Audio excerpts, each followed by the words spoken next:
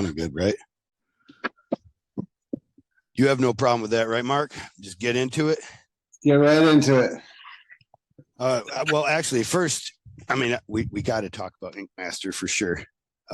We had some similarities there, but we got a lot of catching up to do. I thought that Candy had always been editing out all the stupid things I said and even all the ums and stuff. Right. And I found out recently that she is not at all, and she kind of made fun of me about it. You don't listen to your podcast? Dude, I hate me too much. Yeah, no, I guess I do by sometimes when she's listening to it, but I don't care for it. I hate my voice, Wow. Well, I would figure for a guy who talks as much as you would like to listen to yourself. I do in my head, but I don't. I have an imagination of me in my head. I sound so much smarter and my vocal tone too, I like a lot better in my head. However, real life, the reality starts to set in and you hear yourself go, or struggle for a minute or say something awkward and you're like, oh God. I think you sound like a good speaker when I'm listening to you. All right. I'm going to take that. I'm not going to say anything against it. I'm with it. I've been learning to try and take compliments better, Mm-hmm. Important part of life, I guess people are saying. Mark, how's your yoga today? Today, I wasn't able to get into any yoga because of the hurricane prep stuff. I had to get straight to. So that's kind of a bummer. No self-care. Yeah, no self-care today. Sometimes you got to take care of more important things, but the most important thing is yourself. Guess I should have to wake up a little earlier. Yeah, to care for yourself before you cared for your house. Uh-huh. Well, what about thanking the sun? That will happen as well. All this will happen after the podcast. Okay, right on. Yeah, I'm kind of calling you out on it now. Yeah, you almost have to. There's things that I tell everyone to do every day, and then I'm guilty of not doing them. Shame. Only human. Well, I didn't do it today either. But let's go over a little history past what we did yoga at the last 2 conventions. Yep. I had the pleasure. 2 of the last. Savannah, and then the following weekend was Tampa.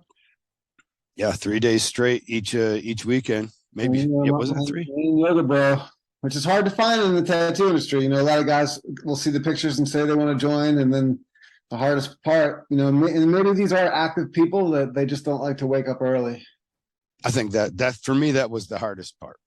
Right. But to be honest, something about the energy of is it you? Is it the Longenecker? When I went out to guest spot at your shop in Cocoa Beach, it's my favorite place I've ever guest spot. It's the most raddest shop, and it has a beach right outside with waves that you can surf on. They're really big right now. Yeah, imagine. Are you worried at all about this coming in? Oh, the waves are already up, hitting the dunes, and coming up over the boardwalk. It should be probably in the streets, I would say, by tonight. What's your plan? Well, if it goes in the shop, I'll be there with the shop vac. Okay. And I'll call the friends of shop vacs, and then we'll all be backing it up. Where do you put it? You got to go carry it outside, put it somewhere else, huh? Yeah, hopefully it doesn't rise. After a certain point, you just have to leave. You're at a risk of, my dogs will be in danger. Everything will be, I just can't stay on this. There's water on the other side of me. Literally, I'm like, my house is on the water. So that's what my biggest fear is, the ocean connecting to the river and then this whole place going under. Because we're at sea level. Oh, my God. Yeah, so it doesn't take much. And they're talking about 15 to 20-foot storm surges. Well, now you got me slightly worried. I see why you're not thanking the sun today. I had a lot of stuff to do. I had to sandbag, and I just flew in from Key West. I was in Key West, and so I wasn't really prepared for it. So now we're feeling pretty good. Okay. Well, I'm going to want to keep touch with you a bit, or at least follow your Instagram just to make sure you're safe. Because at one point, I know the water's, like you said, on both sides. You got a channel behind your house, right? that goes out to the ocean. Yep. So when you say at one point we have to leave, like that's like, right? Like at the point that you have to leave, if you had been fighting it some amount, you're in real Yeah, danger. You don't get a car out that way. you'd have to. Are the roads elevated in Florida to where You have to get to egress? the point. No, I mean, I'd have to drive through it. So you'd have to get to the point where you think like, well, the shop vac is only going to take it down so much, and it's keep rising, and it's going to. Now I got to think about driving through it, not and abandoning everything just to get my dogs out and get out of here. You know. You got life vests for your doggos? Oh yeah. Figure as much. Mark, let's go over a bit of your history, if you don't mind. Let's do it. You're a surfer, nothing else but like, right? Oh yeah, first and foremost, you know, that's one of my number one loves. Of course, tattooing is my number one love, but as a Okay. hobby and as a sport, as a recreation, surfing is in my blood and kind of creates my personality. And you know, surfers wake up early too, so the waking up early part has never been hard. You know, we all always want to check the waves and Yeah. and That's why I was going to get back to actually at Cocoa Beach. I amazed myself. I slept there maybe 4 to 6 hours a night, woke up every day ready to hit the waves, get beat up by the waves, and then tattoo all day, fall asleep. And it was no problem waking up. right. I feel like the same thing with the yoga recently. Yeah, I mean, the idea is, I think you'll get a better night's sleep if you wake up and you got to do something. I I say you should do something the equivalent that'll make you sweat through a full shirt that you can wring it out. Maybe fill up a glass of sweat. Like you should. That's your everyday. I think you should do that much. Yeah. Makes some sense because I have seen you drunk enough at nighttime. Dude, I Yeah. remember one bus ride back. I think it was in Long Island. Might have been New York. It was a Jackie Rubino show, and you and Aaron Is got fucked up. Right.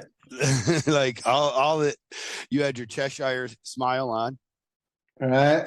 If you're familiar with the Cheshire cat, ear to ear grin, perfect teeth, shining in the middle of these neon blue lights, falling all over the bus, All not right. making a single utteral sound that made any goddamn sense. That's part. I was like, oh my God, Mark's not making it to the gym tomorrow because we had been talking about going to work out. All right. So I slept in, and you text me in the morning pictures of an empty gym with just like with you in it, and you were working out. You were sweating it out. Then you sweat the alcohol you drank out. Oh yeah. Force myself to. And I'm I back didn't. 110. I only had a buzz on it. I stayed in bed. All right. Yeah, But what's this energy come from? Is it from the ocean? What? oh yeah, I mean, I believe that I don't know if the energy was helping me from the ocean that day in New York, but I do believe in the ocean is a very healing place, and you know, it's I believe you can, you know, like I work with Surfers for Autism, for example. Mm-hmm. All right, and we take autistic kids to the ocean and we teach them how to surf. There's a lot of events or activities you can do with kids with autism to help them out, but once you take them to the ocean, like 90% of the battle, like you brought them to this magical place where it's a healing place, and then you get them in the water and you separate them from their parents and you put them on a surfboard and you start pushing them into waves, and you can really you can take a kid that wouldn't make eye contact with his mom, you know, doesn't want to hug or doesn't want to smile, and then you bring them out of a day of surfing and give them back to their parents, and they're hugging them and smiling, and their whole, you know, like it really works. So that's awesome. one small example. It's like if I need to get my head right, if I'm having issues mentally, if something's wrong, I can definitely go sit on the beach, toes in the sand, and listen to the waves and start meditating and breathing with the, you know, the current and the ocean, and there really is like a breathwork technique called like ocean breathing, where you're kind of like breathing, inhaling as the tide comes in and exhaling as the tide goes out, and getting in sync, you know, with nature and the rhythm of everything around you, and then just get into the right zone. And there's nothing like I've walked straight out of the shop in situations and just go sit on the beach, and I come back rejuvenated and ready, and maybe if I didn't do that, I might have been choking somebody Right. or something, and How annoying to people around you is it that you can get this calm so easily? oh, I think it drives people crazy, and then they want to, or push me more to try to break me, Right. I wondered. So then you meditate more. Actually, I even bring all of that up to say, no, you're not a sir. I really wanted that in contrast because to start out, you're from Jersey, brother. Come on. Yes, I am. You're fist bumping. You're Ed Hardy shirt wearing. No. And you are a DJ also. So like you didn't leave Jersey behind so much. Were you surfing when you were in Jersey? Yeah, a little bit. I had a house at the Jersey Shore right out of high school. We were in Margate, so we weren't quite in that snooky situation, their beach area, but we definitely saw Right. a lot of Guidos like that. There's Guidos. I was definitely familiar with that culture. That's not exactly me. It's definitely on the Gym different. tan laundry, not your thing. No, but I see. What would it be? I see Meditate, all of this. yoga, surf? Yeah, and I was into punk rock and Grateful Dead and all sorts of different things back in those days that they weren't into. Right. But yeah, I had a beach house that we all saved. A bunch of my friends, we saved up money and we rented it for the whole summer. The thing ended up getting condemned. They boarded it up before our last week we were there, and some of my surfboards got boarded up in there. Oh wow. Yeah. Did you get them back? No, it was crazy. Like I didn't want to get any more charges. I already had. So the cops would come with Okay. the noise meter thing, and then they would write noise tickets all the time. That was the main thing they would try to get us on because we're really loud. And they would say, like, so who lives here? If somebody doesn't live here, we're condemning the house because then it's just a house with a party in it and nobody claiming it. So we started taking turns and we started collecting these tickets. And that worked for like the beginning, like the first couple of weeks, but then people would be ducking out and not taking their tickets, And it got to the point where I was getting a lot more tickets than anybody else. And I was at the very end of the summer. I was like, it's not my turn. I'm not going to go get another ticket. And I had to pay all these at the end of the summer. And I remember sitting across the street, like with my friends, just hoping somebody would step up and take the ticket so that they could keep the party going, or at least get the cops out of there. Right. And they just started boarding the house up, and I had surfboards in there, surfing every day, and skateboards, and I just lost everything. You didn't want to. You're resilient, but you already had all these tickets and possible charges, so you weren't going to go back in and retrieve your property. No, because at that point, I think once it was already in the process of being condemned, and then that would have got trespass and. Yeah, it's your property. They can't board it up. That's actually a charge that they would suffer as they boarded it up. It's not a kidnapping charge, but it's definitely a theft charge if they take it away from you. So not that you as a kid maybe knew your legal right too. No, I definitely didn't. Yeah, that's your stuff, man. Come on. I was very easily manipulated by the police. I believe anything that they would say at that point. Right. I was there. I remember when a police officer told me, he says, I believe, or no, we heard there was drug use and sales going on at this residence. And I said, nope, that's not me. And then he looked inside the legal search and seizure. I didn't know. And he saw a bong on the table. And he says, that's a bong. Do you mind if we just come in? And do you mind if we just come in and talk? That's what it was. And I thought, oh, we're just talking. Oh yeah, we can do that. When he arrested for turn up. What's that? He arrested you for the bong? Oh, I got arrested for a lot more. It wasn't. We didn't do any talking. It was. Yeah, it was it was when I learned it. I decided to tattoo. I'd never sell drugs again. I decided if somebody wanted a joint from me, I'd give it to them. All right. It's been a lot better. I'm sure once you dedicate yourself to something, things start to straighten out for you. Yeah, I have a similar story. There was a point where I. Were you tattooing back then, getting all them tickets, or were you just DJ and surfing? No, I wasn't. I was probably doing some art, but I was on my way to art school, and I wasn't really selling major drugs or anything at that point. Just probably just smoking some weed and partying like a high school kid does. Right. But I do remember a point where I decided that I wanted to make sure that every penny that I made was from art only. And then once I decided that, it happened. And there's a couple times where times were getting tough, and I thought about taking maybe a restaurant job or something. Mm-hmm. And I saw a lot of the times where that can kind of kill your dreams for sure. Like, Yeah. I'm over here struggling trying to sell art and make my life as an artist, and then my friend is working at a nice restaurant and bringing home a couple $100 in tips every night.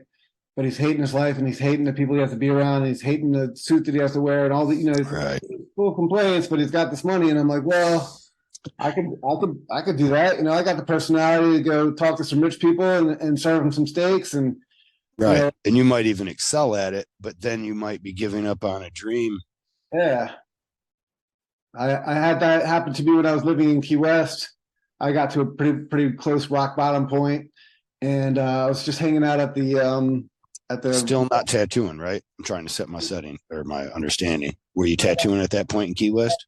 by the time I got to the Key West, I was tattooing, Okay. and it was hard.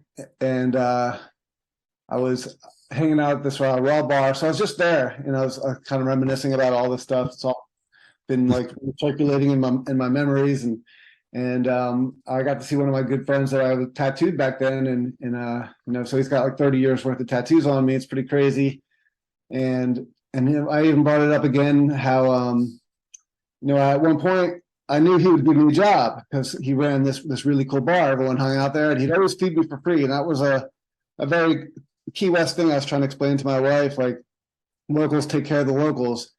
And a lot of times, like you can go into most like the pizza place, or like as soon as they see you and know that you live there, you're probably going to get a discount or get to eat for free. Especially back in those days, that was definitely the game plan for all the Key West people. And I love watching like the oyster shucker guys. Right, all they got Yeah. to do is sit there and shuck oysters, and they're like sitting at the bar. They don't have to know how to mix drinks. They don't really have to know anything, and they're like talking to the girls and having a good time, and they're like right up front. And I was like, that's the job I want. That's easy. And then people are tipping them and stuff. All you got to shuck these oysters. Cut And your fingers right off. yeah, well, they're wearing gloves too, like chainmail stuff, and Okay. but yeah, so he's even said he said I would love to give you that job, and I know you'd be great at it. That's the problem. You would schmooze everyone, and you would probably make good tips, and then you would start getting more into that than your art. And Right. like you have something that these guys don't have, so you need to keep pursuing your dreams, and you have a talent way beyond like oyster. Who is this asshole that made up this elaborate excuse not to hire you? It's my man, Big Mike. Right on. Is he? He's a tattoo artist as well as owns the bar. He owns the bar there. No, he's just always been in like those kind of industries. Now he owns a wine and pizza place in Keys, and just a smart guy and well known in that all the Keys. And so he helped me make sure I didn't go down the wrong path. Yeah. Did you get to thank him for that? Did you see him this time? Yeah, I always thank him for that. And he has like the old tattoos from me from those days, and he doesn't want to cover them up. I'm like, sure. I've already like done full sleeves around them. He doesn't even want them like re-outlined or nothing. He loves that part of the story. The patina. What's that? We'll call it the patina. Yeah. He's like, this is my boy Mark Longenecker, and this is his journey from a suck ass to an awesome artist. That's really cool. Yeah, I like it. You can see the whole journey, like of almost like a 30-year tattoo career on his arm. Right, and how happy. My wife was talking to me this just yesterday as she was watching a lot of artists complain about quality of artists around and put themselves on a high shelf. Yeah. But these several artists that we had known since they had first started. And so to hear this kind of ego-driven ad marketing campaign that they're running on, we're like, hey, I remember them mistakes, Mo. Like and I think there's something in that, that I kind of, if we judge an artist at the beginning of his journey and decide that's who that person is, we're the fool.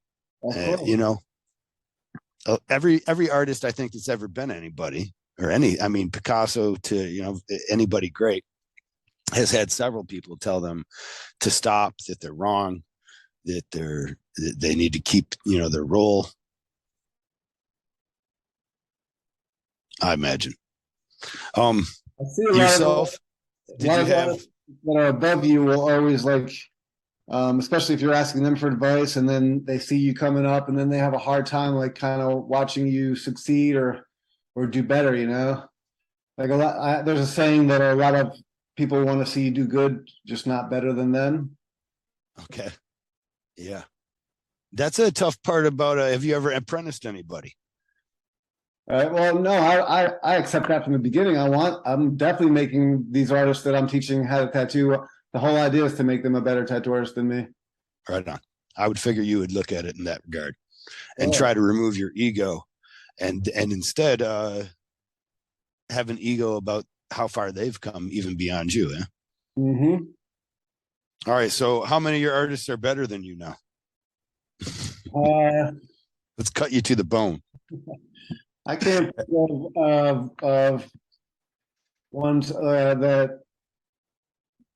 I mean, I took on a couple artists that were really good artists to begin with, so that they got in pretty fast. You know, if you're already a very successful artist, it feels like, or a good graffiti artist I had once, you know, I feel like that they excel pretty fast and they learn, like they pick up everything they already learned. They already know lettering and stuff like that. Or I had another artist that was already selling paintings for like $10,000-$20,000 before I even taught him how to tattoo, and he excelled pretty fast. And I'm sure he has a great following. And you know, if we had to put our tattoos side by side and on an Ink Master challenge and see whose is better, I'd still like to think mine's better than all those people. Right. But that's not success for you, so that means that you failed. Yeah, well, those a lot of them aren't quite like the one guy didn't even really finish his apprenticeship with me, and both of them actually didn't. So I don't even really consider those 100% my apprentices. The apprentices I have now, 100%, I want to be tattooing better than me for sure. Right on. But I imagine you also want to use your time teaching to always hone your skills and keep yourself abreast of new techniques and art ideas. Yeah, I never stop learning. I'm in I think I told you that I just started my first thing. I'm in a seminar right now, a little private seminar with Joshua Carlton, and he's teaching me all sorts of stuff. Yes, our boy Joshua Carlton, also famed for not just his art and 2009 color portrait artist of the year. Or was it? I think it was voted by Tony Rommel and Tattoo Society. He was the 2009 artist of the year, if I'm not mistaken, which quite an honor. I'm sure. Like his accolades, his list is just long. Like he's definitely accomplished so much, and there's so much. And moreover, he's with a podcast that has Hip Clemmer, I don't know Hip's last name, Matt Clemmer and Joshua Carlton on Tattoo Guardians.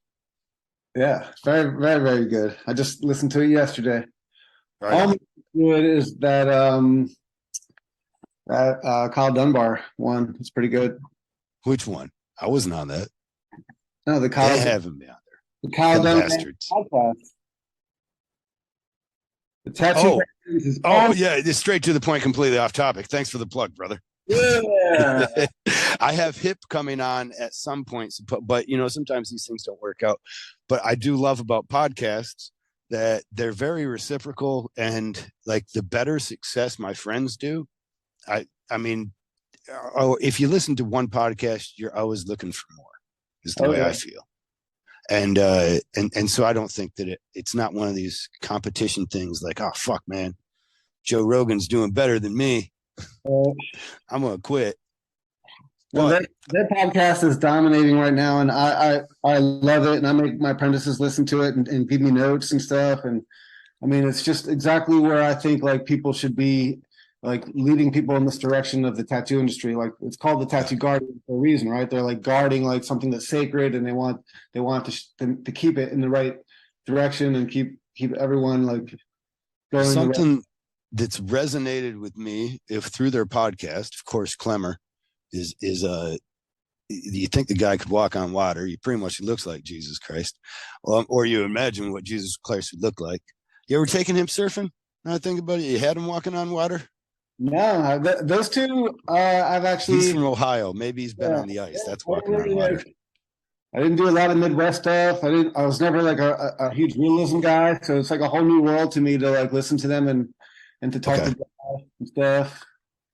I like that, or at least in my life, two things: yourself and Matthew Clemmer. I've been listening to you more and more often, and that started. That's when I started doing yoga with you. We do finish yoga at some point in it. We thank the sun, right? And I remark about that because that seems funny to me. But the more I thank the sun, and the more I thank, I find more gratitude. That's one thing that Clemmer's big about, is gratitude. And as I find that in my life, I'm a lot happier for it.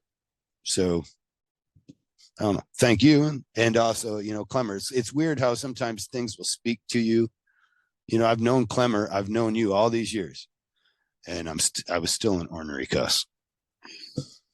It took something. Your day every day with gratitude is the question. Yeah, I did today too. Actually, I knew we were going to be talking, so I figured I better do a little bit of yoga and thank the sun, get a workout in. All right. Speaking, we talked about apprentice. Did you apprentice Brian Eternal from Ink Master season 5? No, and it might some of the story might seem that way, but no. Brian came to us as a tattoo artist, and I think the basis of the rivalry, which was true. We did have a rivalry. We actually do somewhat have a rivalry. Still, yeah. But I then again, I would also say I love him and I would do anything for him. But I guess it all started with him. I felt like he was kind of like trying to learn or meet all my contacts in the tattoo industry through the tattoo conventions, and kind of like sidestep and go like push right through me, and like he even says like I want your belt, right? He's like, he knows that I've accomplished a lot, and he wants to come take it, and he'll do whatever he can take. Like, and some of it's like but you're a very sharing person. That's a funny thing.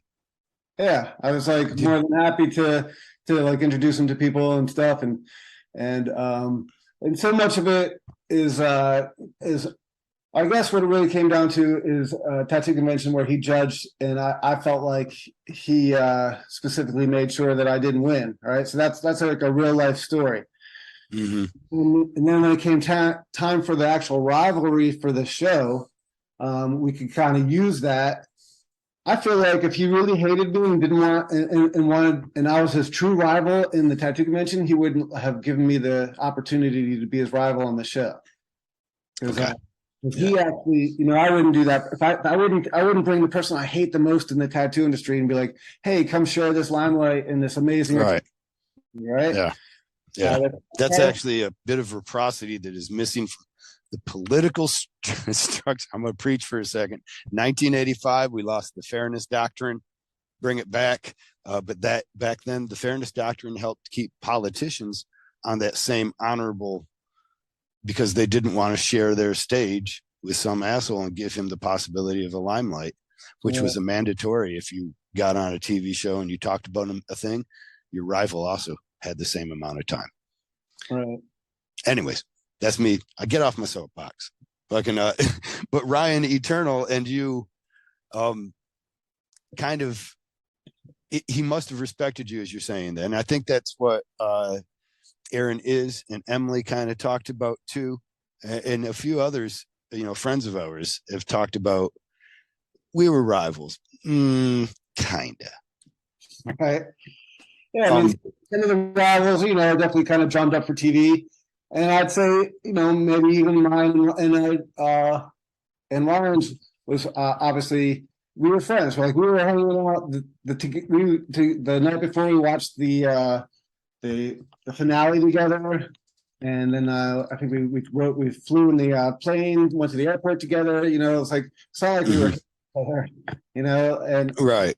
but there was things in our past that we could pull up and use real emotion if we need to, you know, because Yeah. there still is, and like there's still things like for example, like I saw that he unfollowed me, right? So What? yeah, so I blocked him, right? And Uh-huh. I was like, why the fuck would you unfollow me? And he's like, oh, and he tells me some story, and he's cleaning out this and that, and blah blah. But I have this theory, like if you ever unfollow me, like and then you want to like follow me again, I'm not going to give you that opportunity. Like you can't just like be like, okay, I'm going to check in on him.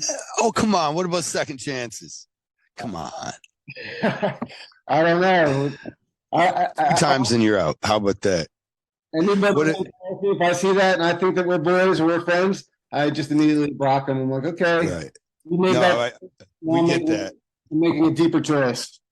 People, I'll sometimes, I don't ever really know when people unfollow me because I just don't care that much, I guess. But then, people they'll friend me again, and I'll realize that they must have at some point unfollowed me, and I have to go back in our history, you know, and be like, what did I do? What were they going through? But I usually excite them back because I don't know, it makes me feel like I'm better than them. Is that wrong? But back to the Ryan Turtle thing, you know, that was like our season was the first season that had a theme, right? The rivals. Yes. Yes, it seems like it would make you guys act up a bit more or play a part. Yeah. You know, it did then, it didn't. Did you feel, almost a performance anxiety or expectation of performance? Well, yeah. I mean, if it came down to stuff that we had to do where we were rivals, then I would just go on to those emotions, like I said, of the times where I was upset with him, and then use that, and then it was real, you know. Mm-hmm. But you know, Robbie and Javo are probably the real most true rivals. And Yeah. that's like 100% honest. Like these guys are brothers. Like brothers, of course, that's an easy rivalry, right? A lot of brothers are going to Yeah. in the same industry, competitive in the same area. Of course, there's going to be rivalry. So that was. I love both those guys, but it is tough to have both of them in the same room. So that's like the most real rivalry from my season. And then the other ones, a lot of the other ones, not so much. Mm-hmm. Just whatever, we're doing stuff for TV. But that was the first theme that they tried to do, and that's what they picked. And then they had many themes since. How it seemed like all the judges on there seemed to already be familiar with your work. Am I wrong? Yeah, I think a lot of people can notice that, and I think I may have been one of the first people that was there that had their phone numbers and stuff. I got in trouble for texting Dave Navarro. They came and took the phone away and erased the number. Figured out that we were talking. Did you ever get his number back? Yeah, but that's funny. They didn't want me like texting him during the show, and we, I said that we weren't talking about like the actual judging stuff or things that would affect the show. Right. I would just send them goofy pictures of us and stuff, and show them what's happening, and I guess I think they put two and two together once they realized that a joke that he was laughing at that he already knew about, that he would only know about from the stuff that happened upstairs, you know. Yeah, no, help me with this. Let's Batman this for a second. Detective this. So they caught him laughing at something that they saw on his phone. Oh, like I think I sent him a picture of somebody dressed up funny or something. Mm-hmm. Jason Clay Dunn probably dressed up like he would dress up like a garden gnome and stuff. Yeah. Yeah, anybody like if it was somebody goofing around or dancing funny, or Aaron in his tuxedo speedo or something, and like so like if we would be joking around about it down on the floor, and he would already know about it, they would be like, how does he know this stuff, you know? Right. And But how did it get let on that he knew? Just because he was somehow inside of the joke too? Were Oliver and Nunez just like, what the fuck's he laughing at? And that was, and that was the thing that alerted them. I don't know exactly which one or how it happened, but I remember that they confronted me and they're like, open up your contacts and delete his number, and I had to delete it. Wow. And same thing. And, who was it? Who came to you to say that? Was it Andrea? One of the producers. No, not Andrea herself. But I was thinking about her today and how amazing she is and how everyone loves her. There's so much stress, and so there's these producers are putting you in some weird predicaments and making you say stuff you don't want to say. But nobody ever has anything bad to say about Andrea, right? Like, she is the biggest sweetheart. And it's just, yeah. Well, yeah, I'll give you a little bit bad to say about her. Yeah. Why? You got something to say or not? No. Okay. She's like, I do love Andrea, but at the same time, she's a sneaky bitch. I hope she one day listens to any of my podcasts, because I wouldn't mind her knowing that I do love her wholeheartedly. And I find her to be a gracious person, caring, loving. And at the same time, I know that you control the shit. Yeah, like, I feel like she's understand the main top tier person is, in my eyes, this sweet, loving, caring woman named Andrea. Yes. And then there's all these like people under her that kind of got to do the dirty work. And yes, that she is aware they are doing. Oh yeah. When I talked with her maybe a week ago. I don't want it to sound like we talk, because she actually doesn't text me back or return my emails at this point. However, I may have said some rude shit about Scott prior to his death, but it was crazy to watch him unraveling like that. And I felt that they had some kind of strange, like something, like, I don't know. But I got to see her getting tattooed by Bubba in Nashville. And so I made a day out of hanging out. I feel like that was great too. Out of all the people she could pick any Ink Master. She could pick an Ink Master winner. You know, she could pick Bubba, which shows that she cares not just about. I mean, Bubba's an amazing tattooist, of course, but he's like a cool dude, right? Like, that's another person. No, I don't. Everyone loves Bubba. He's like so great, and when she says this is my favorite Ink Master, I believe it. I think it's cool that she would pick him over the other people. Did she already get tattooed by Ryan Ashley? Oh, I don't know, but she got a full sleeve from Bubba, so whatever. Yeah. Right on. I was just thinking, when I go to favorites, I feel like there's an obvious favorite somehow with Ryan, but I could be wrong. She was on 2 or 3 vehicles that she started, right? And I mean, she's on the judging panel now. I don't doubt that Andrea had some small part of that, I'm sure. But again, not to talk conspiracy. That is one of the things that she would like. Well, now we're talking about conspiracy, and she would try to get off of any kind of idea of conspiratorial workings against or for people as contestants. However, there's an irony to me about that, and that is that the show by itself is conspiring either for or against the contestants 100%. Because there are people who are working behind the scenes, many times unknown, and their motives are to get drama, not to help people perform better. Yeah. So that is a conspiracy of some sorts. And I feel like you and I suffered of some sort like that. When the judges knew your work prior, it didn't seem like it helped you. It seemed like it made them give critiques that were more based on where their expectations of where you should be now, because of where they knew you before, not judging it on the piece itself. Yeah. So if you're a fresh face and you walk in there, you're being judged against the other people. If they've seen your work, Nunez is doing a half sleeve off of a sleeve that I did and remembers that it was cool looking, and Oliver Peck's seen my work, and I feel like once that's already in their minds, then you're like, you're better than this. It's like you're being judged against what you're capable of doing outside of that. and they'll say, they even said stuff like that, you know. And so it's pretty clear and apparent that I'm being judged against what I would do in my shop or what I would do at a tattoo convention, while the other people are being judged against each other, and it just felt like a lot more added pressure. Did you feel like that their knowledge of you helped you get cast at all? Yeah. Not in like they didn't pull for you, but you know, when you say, I know these guys, I've met these guys, I sent Navarro a painting.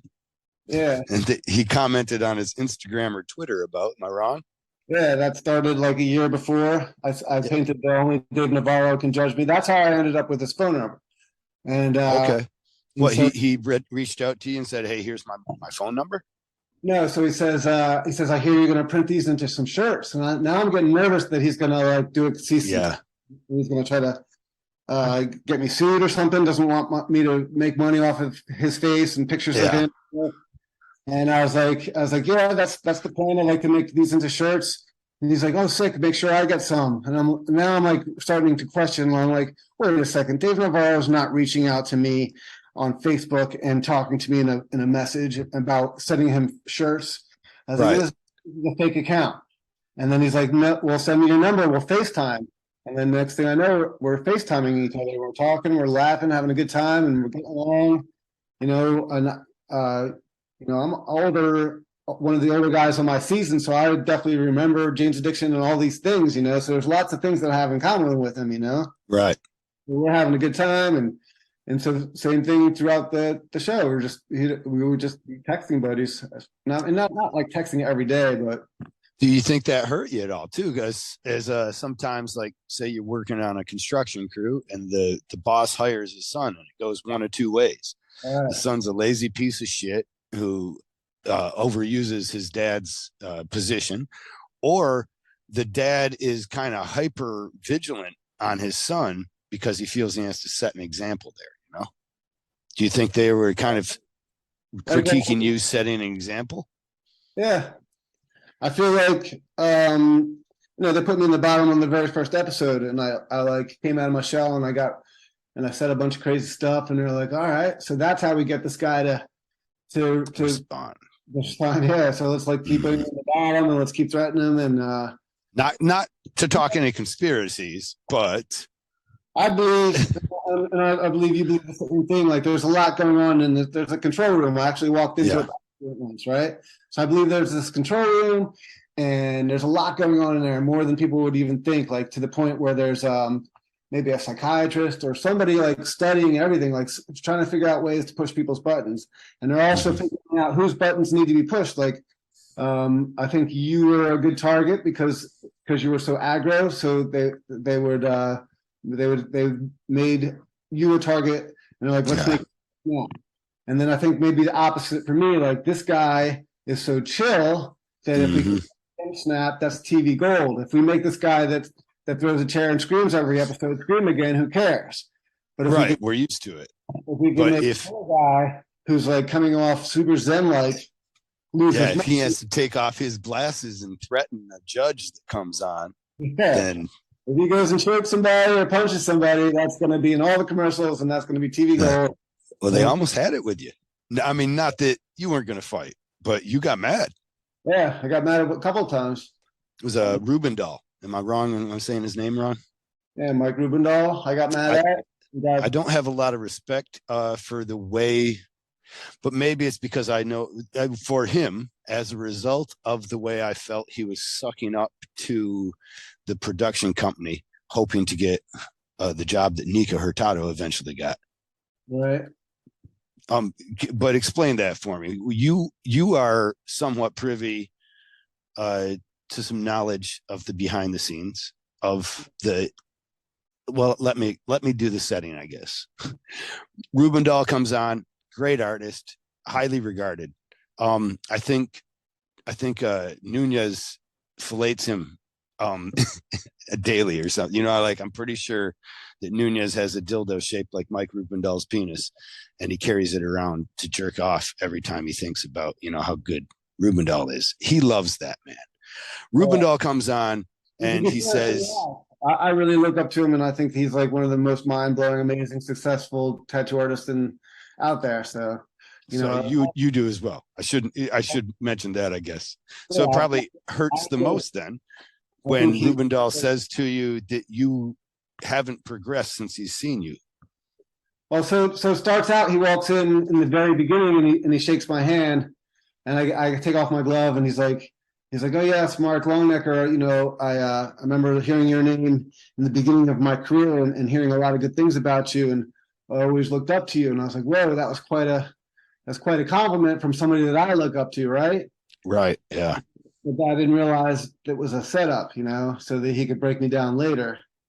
And now, yeah. why do you think that it was a setup then? Do you have information, or you just feel that the way things played out, that became obvious to you? Well, another judge told me that he believes, well, he talked to him and he's like, why are you being so harsh on Mark? And he says, well, that's what I was told to do.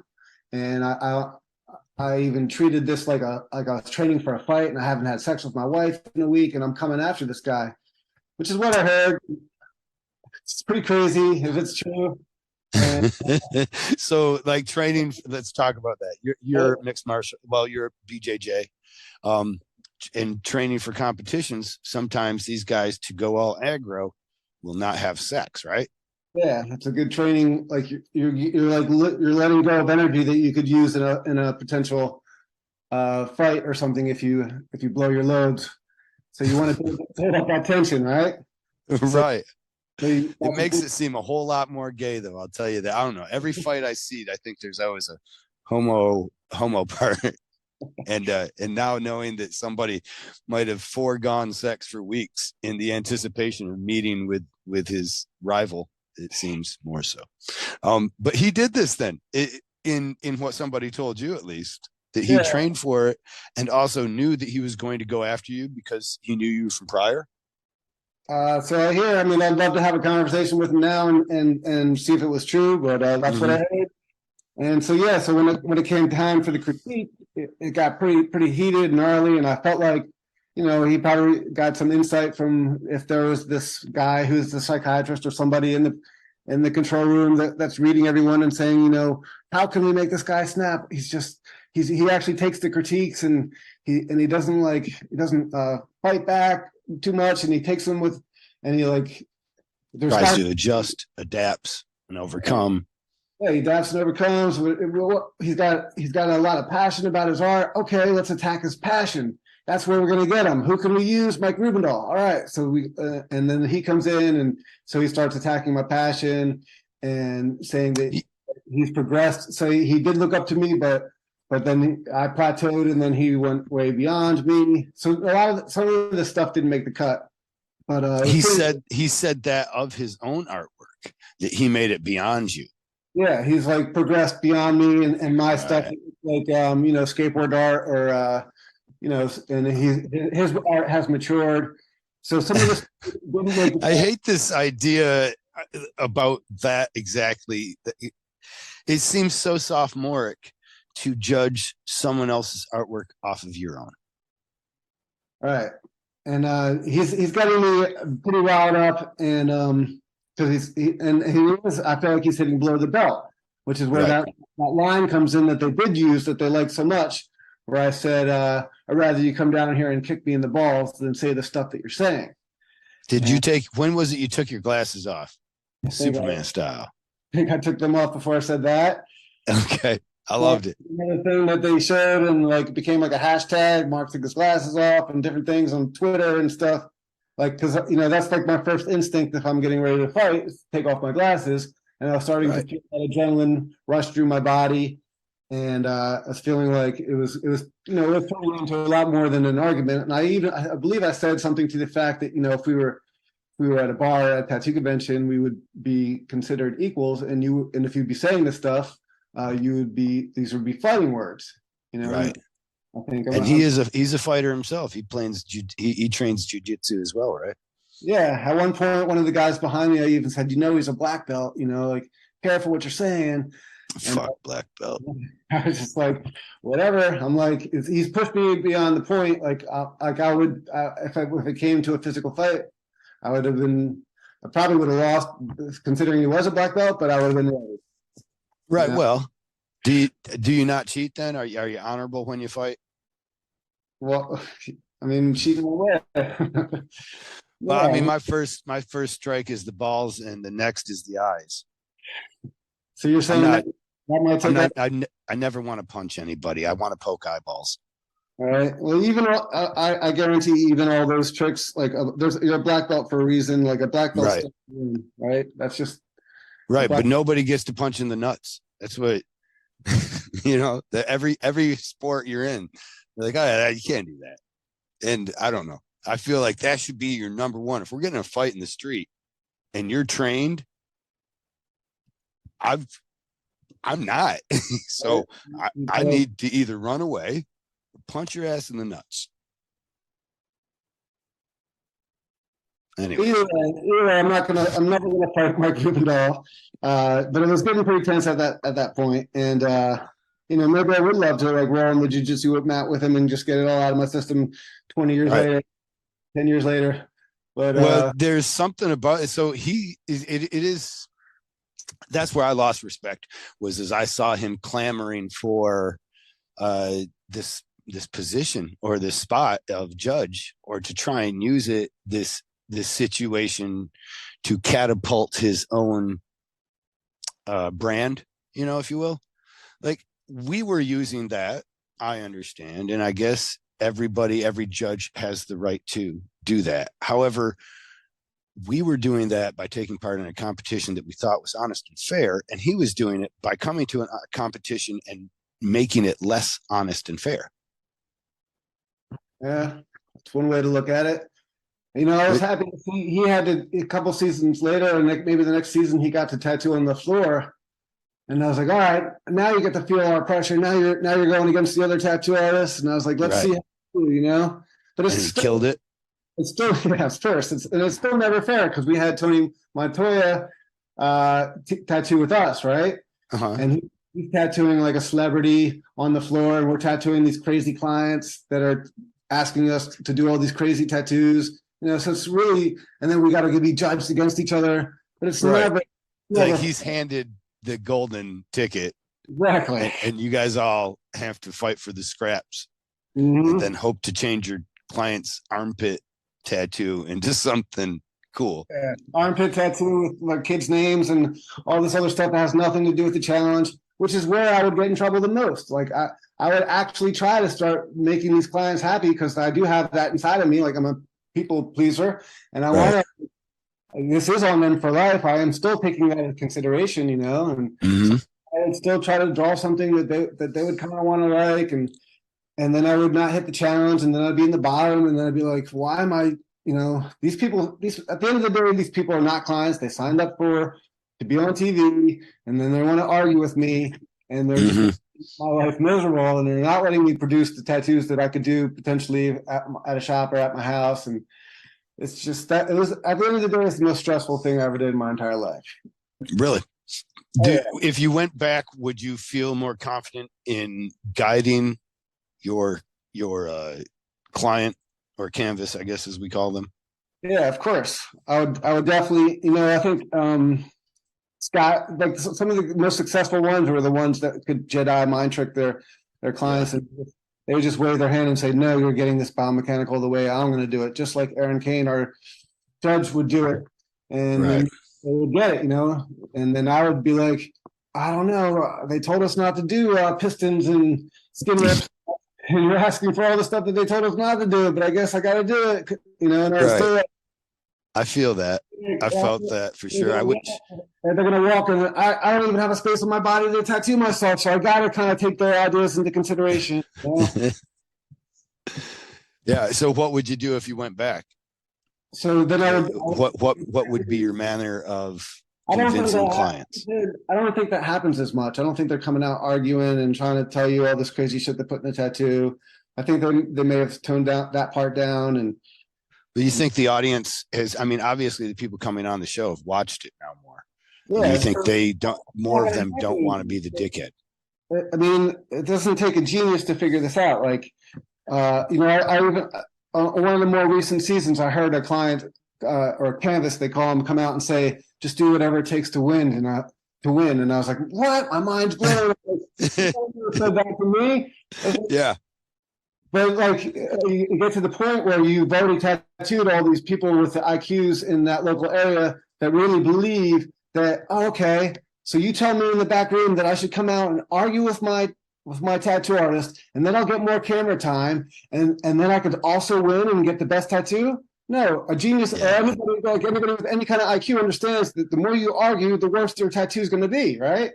Yes, I believe. You're not going to And we have should understand. and also be out there being like, it's your job to give me everything I want, and blah blah blah. Like that's not like so. They must have run their course on all those people, and everyone's watched it, and they say, okay, the people that argue don't win. The people that say do what it takes to win, win. Right? Do you think that it was so you think it's twofold then? You think that when the cast or the IQ of the canvases went up, that we're applying, but then also it must be because I'm sure there still exists those terrible people who can't wait to make an ass of themselves on TV, and then that would be casting, weeding through them. I'm guessing. Mm-hmm. You think sure they want to have better looking tattoos now? I mean, I think that whole idea of those kind of people just ran its course eventually. Okay. I see. I mean, the competition quality level is so high on what I've seen of this one on Paramount here, season 14. It's pretty mind blowing, and it does seem like they really have an ability to. I haven't seen anybody get screwed by a canvas's request. You know. Yeah, that kind of stuff's not happening.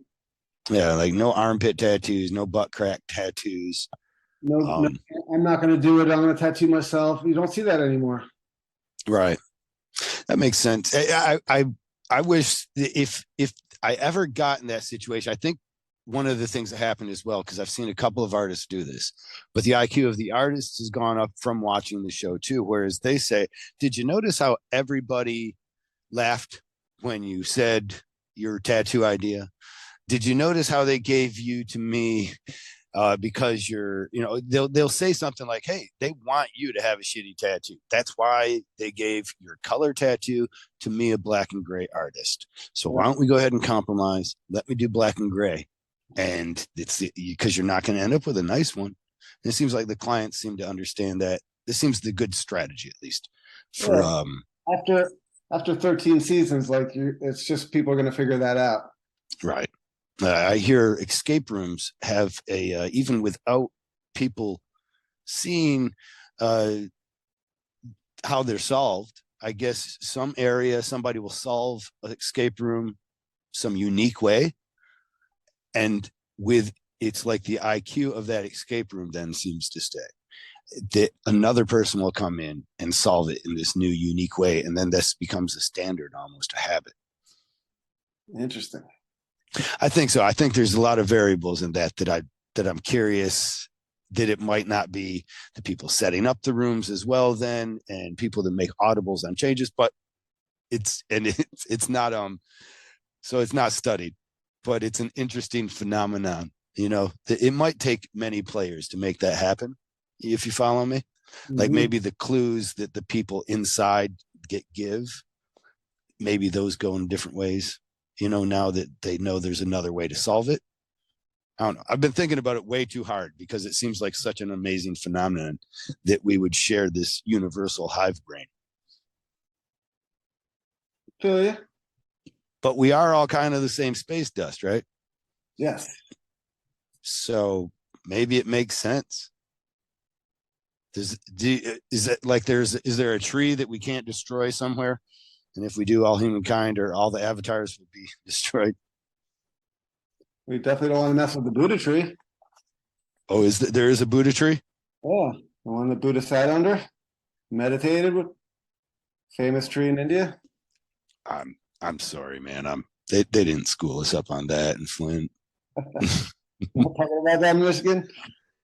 Yeah, not in my part of Michigan. Yoga wasn't a thing, so I mean, that's what hippies do, bro. Yep, we got tons of hippie deep inside my bones. A Jersey hippie moved to Florida, which the elections were last night. You guys got a red tide coming in. In I don't mean to make a political juxtaposition, but that area is different now. It seems different than the hippie that you might claim to have inside of you. Yeah, my wife was screaming at the phone and the TV all night. Right on. I try not to pay too much mind to it. I should, and it's my town, or like the stuff. Of course, I'm a little bit more interested in, but Right.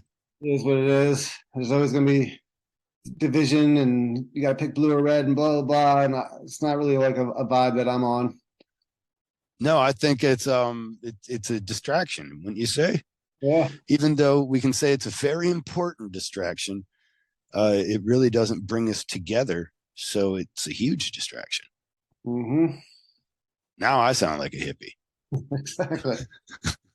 But I really feel that I've been experimenting with different parenting methods. I'm not the best at parenting a lot, right? It's not the easiest thing, and I always got a lot better when we were. David was a little guy. I could challenge him. Like if I said, "Hurry up, I need you to get in the car," it never seemed to work. But I could be like, "Dude, I'm going to race you to the car. I'm going to get my shoes on faster than you." Then these things would always, then he would race to the car. I'm finding that I want to achieve my goal more than be right now. And politics seem to be more about being right a lot of times, or fitting my perception of right, or finding someone else that believes my perception. I'm tattooing this police officer this weekend. He's an awesome dude. He's a retired Air Force too. Awesome guy. I've got a little bit of a bone to pick with that American flag that they bastardize and separate with a thin blue line, completely against the flag code and in all the meaning of the most ubiquitous symbol of unity and peace for all Americans, the same for Donald Trump and Hillary Clinton, but now only being meant for one enforcement branch of America. I find a problem with that. And even despite these imagined political differences that we have, this guy I love, he was super cool. Of course. And I want to try and police, and I'm not flying the back of blue flag in my shop or getting too crazy with it, but we all need them, and I love them, and I have a great relationship with the local police department. I painted a surfboard for them, and then the fire department got jealous, and I painted a surfboard for them. And as soon as you walk in, they're all lit up, and they're like the main thing you see in the lobby, and yes. Have a great rapport with all these local people in my town. So that might even have different political opinions than the hippie inside of you or other people that you would associate with. But all this is actually bringing community together. I get upset when I see when I see anti-police stuff, then I see I'm not getting excited about there are people just like you and me, so mm-hmm. I give them the same respect. Yeah, well, I guess that comes from Namaste too. Is that possible? Because I've been reading on it. And we also, when we were finishing yoga, and man, I really like this too. I should say, thank you so much for all of the insight that I've gotten from yoga and from the little things that we would say. The divine light in me recognizes the divine light in you. That's how I end it, and then we go into Namaste, and which pretty much means the same as that, right? It's a similar thought. Namaste is. Yeah, well, we all share that together, and then but the idea, I think a lot of people look at yoga and think it's stretching. That's the first thing they think, and I don't, mm-hmm. I don't go lift weights, or I don't need to stretch, blah blah blah. But yoga is so much more than just like the poses and the stretching and the balancing, which is all the fun stuff that you're actually really good at. But it's so much deeper. It's yoga is the mind and the body connection, and then you get the spirit in there. So the whole thing is a meditation, right? And we start with the meditation when I'm teaching, and just as most yoga teachers do, starts with the meditation, and then you add movement. So now it becomes a moving meditation. And then you end in that final meditation, and that's when you can start dropping all sorts of bombs and things to think about, things to get deep about, or always go to gratitude. Yes. Yes. And that is something about the divine light in me recognizes the divine light in you. Seems very similar to me to a passage that I find in the Bible that gives me peace, although I'm not really a Christian. Well, I'm a Christian. I just don't believe in the deity of Christ. So a lot of people disqualify me for that. But I know a lot of Christians who do a lot of shit that is not Christian, and they have a lot of beliefs that are also not by the book. Uh, for instance, people say the Lord works in mysterious ways, and that is not a verse in the Bible. And one of the reasons it's one of the stupider thoughts that you can have is because the Lord wrote an instruction book, and it's not so mysterious if you are reading it. However, back from that, I find there's a verse inside of that I grew up on, as a kid in religion that was, "Forgive me my trespasses as I forgive those who trespass against me." Yeah. And inside of that thought that is so much humility of that also allows me to forgive my own stupid actions, which I find is very important. Because if I don't forgive my own stupid actions, then I can't wait to mitigate them by chastising someone else for their stupid actions. However, if I forgive my actions, then when someone else does something stupid, I can be right there with mercy. And we're both better people for the day. To me, I find that inside of those two things, the reason I can, or the reason I find those to be similar is because the divine light in me, recognizing the divine light in you, that says I make mistakes and I have a divine light still. And you know what? You're going to make mistakes, and I won't forget about your divine light either.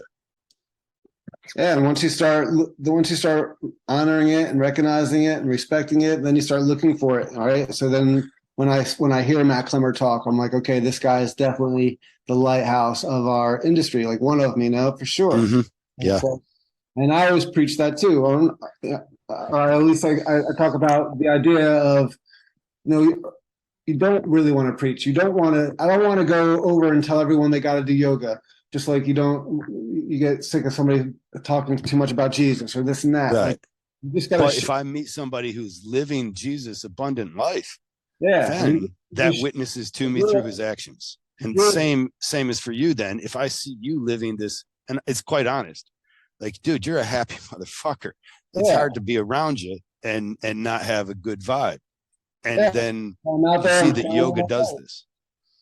I'm shining my light like a lighthouse, and then if it guides people over, if they want to understand why my light is so bright, then I'll share it with them. But I'm definitely not going to force it on them. I'm not going to go try to tell everyone that they need to do this or understand this or this way. So as a testament to that, let's notice too that on these 6 days, I think we did yoga together, and I continued. And actually, I don't know if I told you this. I continued what I could. I mean, it's better to have a yogi. Like you're a trained yogi, correct? Yes. And to this regard of growing and drawing people in, by the end of our last yoga session, we had 2 more people with us, Scott Martin and Dave Rubinall. Yeah, it's definitely magnetic, right? Like it starts to get more people every time. It starts to attract more and more people to that light. I'm guessing so. I saw it work. I've been enjoying it because it just gives me a better outlook every day when I wake up and thank things in my life. Everything seems easier, so much easier. I mean, even just walking past people at the grocery store yesterday, because we're in Flint, so I got to get. I went out and filled up all our water yesterday because you can't drink this stuff here. But passing by people in the store feels better, recognizing that I will forgive them if they bump my cart, and also then feeling this feeling of, well, somebody will forgive me for the same, or if I fuck up. Yeah, just live your life with gratitude. And gratitude is the attitude. All right, that's enough of me preaching stupid though. Let's get back to hateful stuff about Ink Masters. No, actually, I wouldn't mind telling the story of how I became a yoga teacher because it has to do with tattooing. I would like to hear that then. Tell. So you asked if I was trained, right? Yeah, Because well, you're a yogi, right? I remember watching your yeah, journey. I've done many yoga teacher trainings, right? It's Okay. just Hey, Yogi Bear. Okay. it's just like tattooing. It's like you never want to stop learning once you get on that journey. So it's the same thing. It's like, and then you're talking about the journey a lot with your other yogi friends, and you're like people in the beginning of the journey, or they're on their 10th yoga teacher training, and they've done 7 retreats in Bali and India and all over the world. They start to really get deeper and deeper. So, but I originally was just doing a lot of yoga, and I was even when I was on Ink Master, I was doing yoga every morning. I was bringing guys down. Josh Josh was doing actually, yoga with you, yeah, right? he was one of my original guys, so it's really hard to wake these guys up. But I could get Josh up, and he really got into it. And then once Josh was gone, Aaron once in a while, but definitely Clean because Clean for the fitness, like loved it. Right. And was getting him all stretched out. And it just started to carry on, and I'm doing it anyway. Like if you go to a tattoo convention, I'm in the gym, right? And I'm either Right. working out or I'm doing yoga or I'm doing both. But the yoga is usually getting people's attention, like what's going on with this tattoo artist over here. Like I said, there's like a light beam shining from you when you're doing yoga. And so then, hey, what was that one position? And well, I could get you into it. And you could ease into it from doing this one into this one into this position, and then maybe we'll take a picture and we'll post it on your Instagram, and you'll be proud of it. And then, of course, other people see that, and they're like, "What are you doing yoga in the morning with Mark Longenecker? I want to come join." And then, so every convention, there was always this thing that built up. On Friday I'm doing it, and then another person joins in, and by Saturday we got a couple more, and by Sunday we got a bunch, just like you saw. That's Yeah. so that was always the way it was. And then and we're always posting, we're always tagging pictures, tagging the convention. So then Derb sees that, and he's excited about that. Derb's into all that. It's not hard to convince a jujitsu guy that they need to stretch, right? They love that stuff. Yes. Well, Derb also had some terrible back problems that occurred, right? Yeah. So he's like, you should do that at my convention. And I've always kind of like that idea. So, and I didn't really know. Hell City, right? I'm sorry. Let's blow that up because you're talking about Hell City. Yeah, Hell City Convention. One of the biggest and baddest conventions, or most revered for sure. Oh yeah, one of the invite only. It's beautiful, awesome, good vibe. Like I mean, Derb's like putting together one of the best shows out there. And so he invites me to do it, and he immediately, like, I give him one of my yoga pictures, starts advertising, blowing it up, and then I was like, okay, I guess I'm teaching yoga at a tattoo convention for real this time. It's not just me and some bros. Like, I better come up with a good sequence and like figure this stuff out. So I come up with one and write it all down and memorize it, and then I invite one of my yoga teacher friends over and my wife, and we do it in the backyard, and I guide them through it. So this is literally like the first legit class I ever teach. And I asked my wife, what do you think? She, that was fun. I think the tattoo artists will enjoy it. Not too much critique. Well, my wife's not a trained yoga teacher. That was the perspective of a normal person. And now that my trained yoga teacher friend, who's kind of a mentor at this point, especially, says, well, I have a few things I'm worried about. You can worry about, you're putting everyone in this headstand, and you got to take these proper steps, and you got to really think about injury. And right. You want somebody to get injured in your class. And I'm like, not really ever thinking about that, because I'm like pushing my friends that are these fitness friends that are in the gym anyway. I'm not thinking normal people who are just ready to try yoga. Maybe they're going to try it for the first time with their favorite tattoo artist. Like anybody can walk into this yoga class. That's the way they're advertising it. It's open to the public. Right. And you got people doing handstands. They're going to plant themselves on their heels or something. It could be bad. Freaked me out, and I was like, I'm not even certified. I don't know anything about the stuff. I'm just doing what I know. I was like, maybe I should get a certification. And then all of a sudden I see there's a certification right in my town, like right next to my tattoo shop. And I joined in on that, and it's like mind blowing. And I immediately canceled the yoga class with Dirt. I said, let's just hold off till next year. I'll be certified. So let's cancel it. And while I'm in this yoga teacher training, like the first thing that they're teaching you about is, mind you, I haven't done any kind of studying like this. I've studied tattoos and I read some books, but the only other time that I was really deep into studying was in college, where I'm like being tested and stuff like that. Like no one's doing you in the, you know, in the tattoo world that really.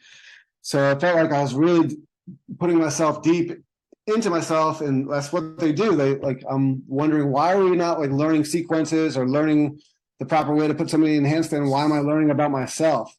And then I realized once I do all this deep stuff into myself, how important that is. And then I'm thinking, why aren't all tattoo artists doing this, right?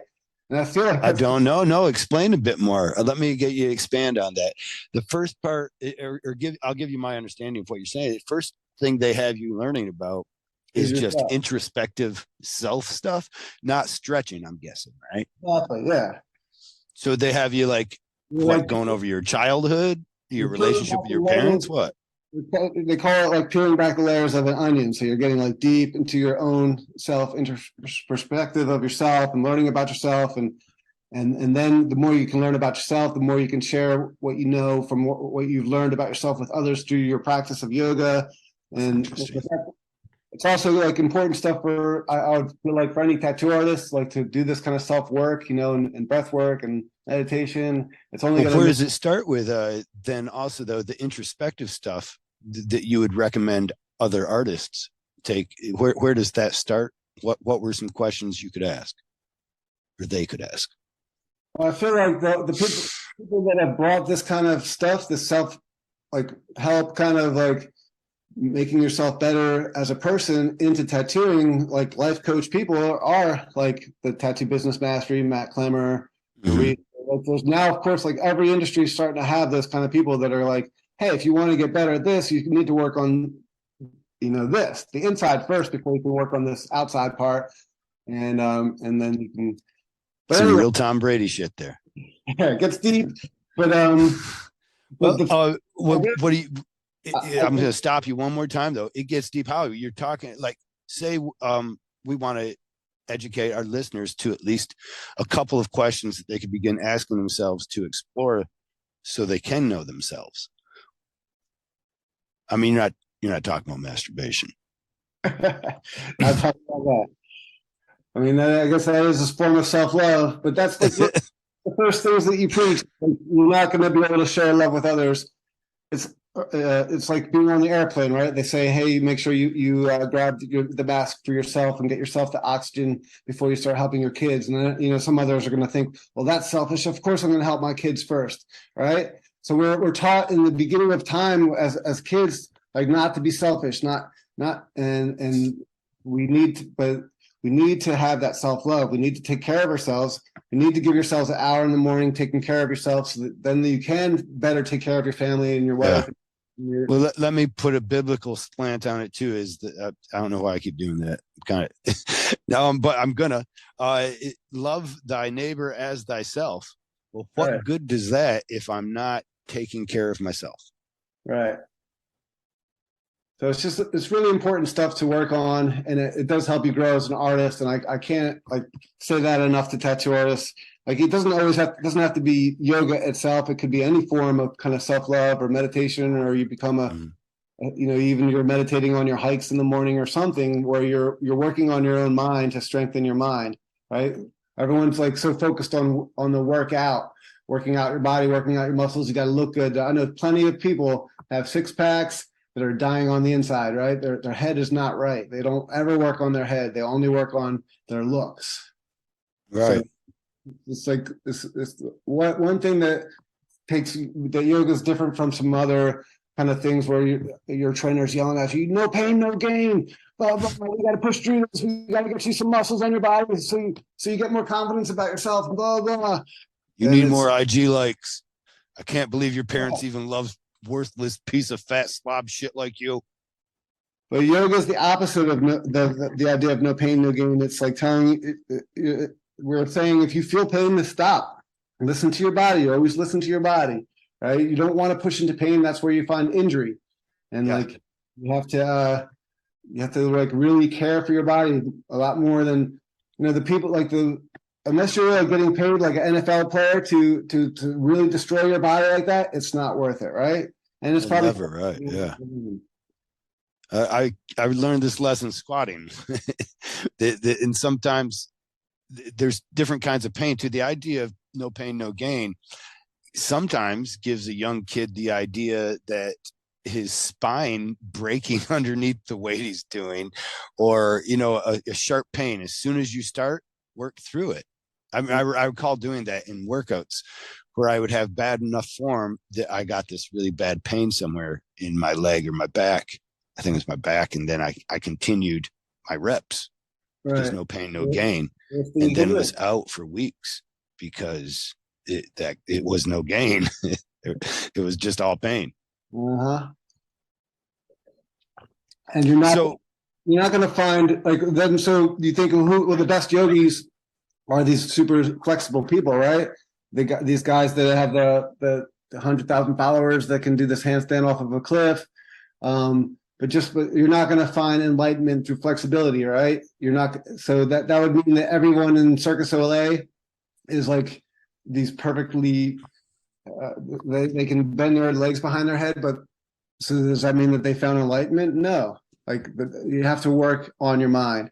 It has nothing to do with the flexibility. It has everything to do with the mind, and then getting flexible from it, or losing weight from it, or all these other side effects that happen. They're all bonuses. One effect or one form of meditation that I've found, almost the only form that I can kind of stick with besides meditations that I find that are activities, right? Like yoga or a workout, but is letting my thoughts be a storm on the sea and myself be a diver, as it were, and noticing the storm and then diving down and noticing how the waves are still moving me around. But the further I get down into myself, the calmer it is. No matter what's going on the top, I can find this calm center then. And I try to bring that. Oh my God, how hilarious is this? I'm even saying that. I try to bring that throughout my day. Meanwhile, I'm the only thing people know me for is blowing up on Ink Master. Exactly. Great job, Kyle. The analogy that I talk a lot about, which I can relate to the most, just like you can with the, like, of course, I want to bring the ocean or the beach into my meditations. Like I said, it's a healing place. So when I'm guiding someone through a meditation, and I'll have some music, so I'll try to choose a song, especially if I have a song that has like some waves breaking or something.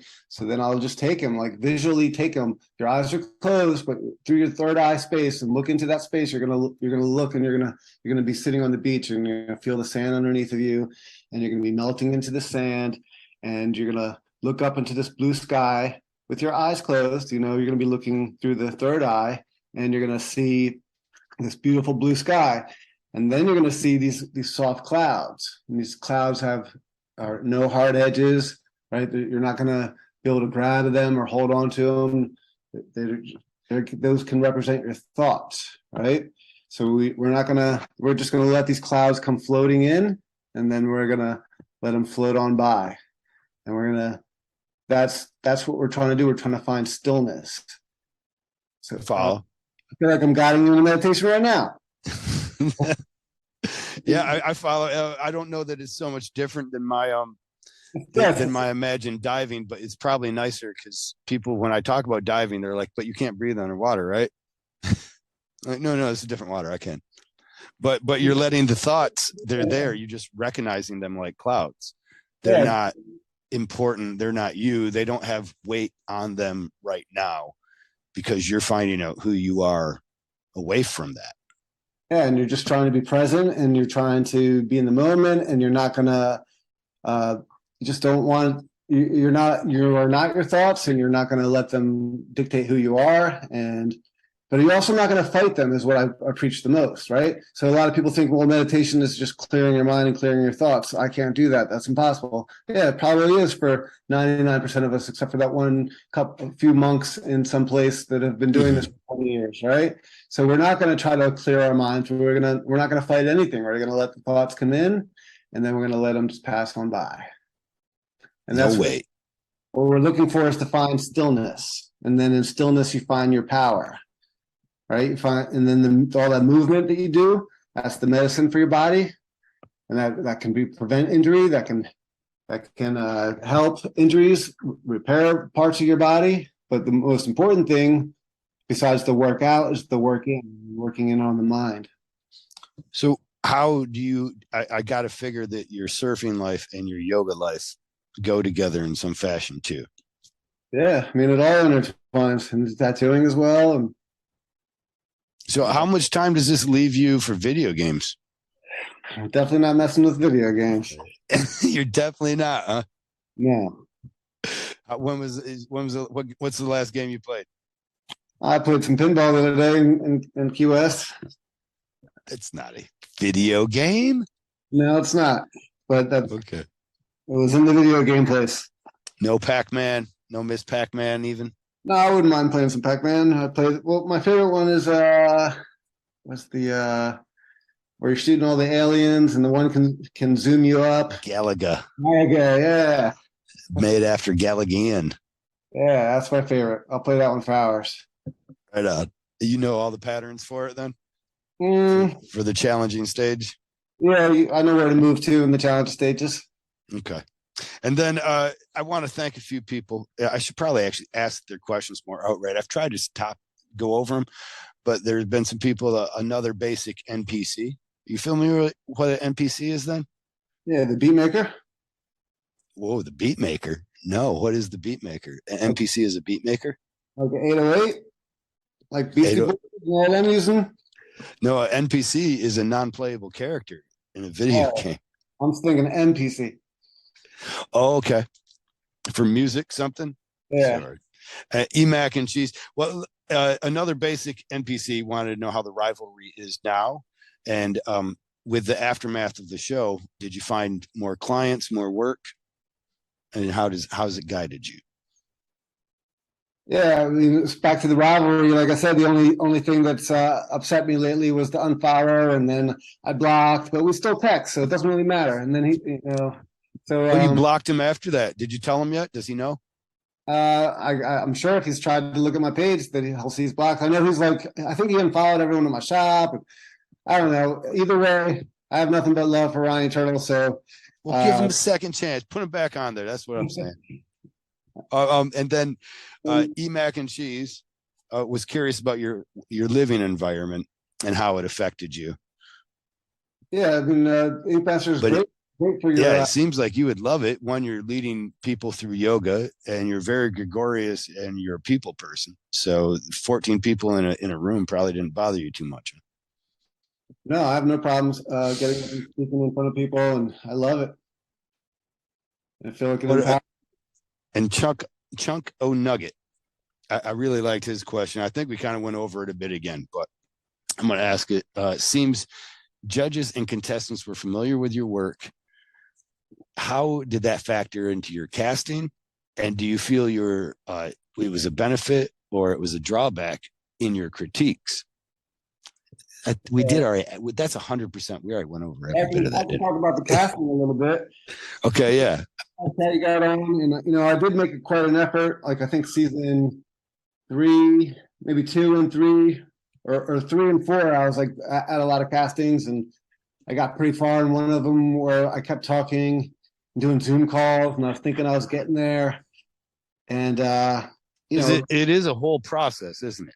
Yeah, like it's people sometimes get the idea, and I think there are those like that. It was really easy for them, like they did one video interview. Yeah. But many others of us, we chased that acorn pretty hard. I drove 3 hours to Miami to one of the first castings. I show up, people are standing there in this huge long line, all these tattooers, and they have their portfolios with them. I have my surfboard that I painted, right?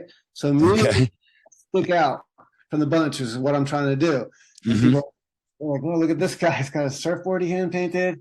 And I bring that in and I'm talking about it. I'm talking all the surf talk. And I was like, when's the last time you had a surfer bro on the show? And blah, blah. And they're like, yeah, we love it. And I think that's what kind of got their attention and got the ball rolling. And that same surfboard was actually in my room while I was tattooing on Ink Master. And I ended up auctioning it off for charity for Surfers for Autism afterwards. But yeah, they were pretty familiar with me. And one of the final things was they told me they were getting down to the final people that were getting ready to be in season 4. and they said, yeah, you know, we I think we got everyone picked, and you're just not the right fit for this season. At what point was it? Was that right before casting, weeks before? What do you know? Yeah, it was right before they were like making their final picks, and I was getting this whole like Hollywood, don't call us, we'll call you. They're never going to call me again vibe, right? But Right. they held true to it when so then there's casting for season 5, and I'm not even trying at this point. I'm like, I've already tried. They said they'll call me if they need me, Right. and that so then they love Ryan, right? Ryan's a good looking guy. Look, and they put him in that black vest, and he's got this like biker vibe to him. He looks like a badass. Or soul, right? He's going to make Right. it. And so who's your first pick for a rival? And he mentions me. Oh, we already know Mark. We've been looking for the perfect time to get Mark in the show. Right. And it's a perfect, because if his rivalry is this biker guy or his character is a biker guy and your character is the surfer dude. This is Zen Surfer dude, yeah. And they're There like, you go. so, you know, at the end of the day, I owe a lot to Ryan for even doing that and saying, you know, I'd like to go against Mark. He could have said anybody, you know. Yeah, I think you could pay him back with a follow, but whatever, you know. I'm going to go on back him. Guess I could do it. Yeah, I think we're gonna put it to a vote. Maybe you can wait till the vote's done. We'll put it through the Reddit and we'll see what they say. We'll see if everybody's a bunch of assholes though. They'll be like, "Fuck Ryan, he fucking unfriended you." Maybe you got a lot of. I mean, after this conversation's been as hippy dippy spiritual as it is, and people will probably want you. They'll be like, "Come on, All right. lead with your love light." Yeah. Open up the heart chakra and let your rival back in. Yeah. Tattooing, I want to get back to tattooing though for you if you don't mind. Unless, what else you got? Anything else about Ink Master? Anybody there? Something that still sticks with you today? Any takeaways? Well, you know, another funny thing about Ryan. So I asked him at one point. I said, you getting a lot of people hitting you up? You getting like? He's like, yeah, it's been crazy. You know, I get people asking me what kind of glasses I wear. I get that a lot, and I ended up getting a sponsorship out of my glasses. I screenshotted all the stuff. You still got the sponsorship? Yeah. Plug them up. Who is it? Ivy Vision. So they still send me glasses if I ask for some, and I send a lot of people their way. And you know, when people ask me my age, and I even was like putting my name into Google to see what people are asking about me, and like the first thing came up was what kind of glasses I'm wearing, and then they want to know how old I am. A lot of people don't realize I'm so old, and I think you're older than me. You turned 50, right? Yeah. You look younger than me, though. I'm pretty pissed about it. And then I asked Ryan. I was like, are you getting a lot of people hitting you up?" And he's like, "Yeah, it's crazy. All these girls are going crazy, blah, blah, blah." I'm like, "Really?" I was like, "I'm not really like getting like a girl fan club out of this, but what do you," and he's like, "Yeah, check out this one message." And one girl's like, "Can you please send me a little jar of your semen that I could wear around my neck for a necklace?" Oh my God. I was like, whoa, I guess we're definitely putting off different vibes on this. Oh shit! No one's asking me that, right? And he had a fan club, so it's funny. It's funny the vibe that got set off from the TV screens from the different kinds of people that are on there. Yeah, I find it very unique. Exactly that too. That we can all have such. I mean, we're all unique people, so I guess I shouldn't expect it, or should expect it, but that we all would have. Like, I don't know if anybody sent me anything like that. But that has definitely not been my experience either. You know, there's some one time in I think we were in Texas, and there was a big girl there, and she did like me a lot. She gave me the idea that I was going to be hogtied in her truck or something. I don't know. Like, I thought I was getting abducted for a minute, but nothing in the whole category of dating, or, you know, of course I'm married. Maybe that helps. And my wife does most of my emails too, so maybe she filtered through them. But I remember asking her, I was like, all my friends are, you know, getting titty shots and ass shots. Like, am I not cool or what? And apparently I'm not. You're sending off like sex symbol vibes. through the TV screen, like Ryan Eternal and even Don on my show. And so, some of these guys are like, they're just there. Sexual beasts. Yeah. I did have a girl kiss me at the finale, which is a funny story. So why is now Raylene and you were together at the time? Am I wrong? Yeah, so Raylene was there. So she's real happy about that. So we're partying at the finale, right? And then we get invited to the actual Ink Master party, and Clean's upset about that because he's rolling deep, right? He's got his whole car club there. A lot of people brought a lot of people. Oh, he can't get everybody in. We're only allowed to bring one person, which was fine with me. I only had my wife, and I was fine, and I got to go drink. And now it's like the first time I'm hanging out with some of the editors, meeting a lot of people, and they told me a bunch of the stories about editing that scene of the Mike Rubendahl and blah blah blah, and I'm having a good time. And before that even happens, once we realized we're only allowed to have one person with us at this party, which was like on Spike TV's budget, and it was pretty nice, right? And we decided we're going to go to some Irish pub after that and do the after party. So we all announce it in our social medias, and then sure enough, the place is blowing up, and all these people, like a lot of the people that were like the canvases are drinking there, and different people and their friends, and I guess there's a girl in the back, and I think she was like friends with the canvas, or she was a canvas. I think that's what Emily told me because she kind of saw them, was sitting by them, tattooed them. And she came up with this plan that she's gonna get a kiss from me before she leaves, and I'm really, like you said, like by that time of the night I'm pretty drunk, and I'm having. And at the same time, I'll set this up. You're married to Raylene now, yeah. So it wasn't a fling relationship. Okay, go on. Yeah, so I got Raylene with me, and it's obvious that I have a date. So But she decides, yeah, and I'm grinning ear to ear, like I said, I got my Cheshire cat smile and just feeling the pain, having a good time, maybe dancing around. And I feel my beard get grabbed, and I feel lips land on my lips, right? So who else do I think that could be? That could only be one person. Yeah, of course, it's Raylene or it's Dave Navarro. Exactly. And then I kind of realized this is not my wife, and then so she's kind of doing like a kiss and run. And she did you a kiss by? She's on her way out, and her girls are following her. And Raylene comes like running after her, and it's cold. It's in New York, and I grab her by her hood, and she's doing this like Scrappy Doo, like I'll get it.